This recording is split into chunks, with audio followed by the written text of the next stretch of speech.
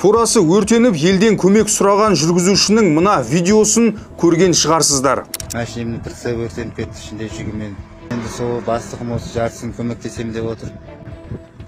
Жартысын енді өзім қайдан табам. Шығынның 50%-на көмек сұраған жүргізушіге ел 3-4 күннің ішінде қомақты қаржы жинап береді. Ермек елге ризашылығын білдіріп, алғысын айтты. Ассалаумағалейкум қазақ елі. Сіздердің арқаларыңызда бүгін осынша 15 миллион ақша жиналды. Сіздердің арқаларыңызда мен бала-шағама ақша берілді. Көмектеріңіз тиді. Сбордың отчетін жасаған жүргізуші 2-3 күннен соң әлеу желіге күтпеген видео жариялады.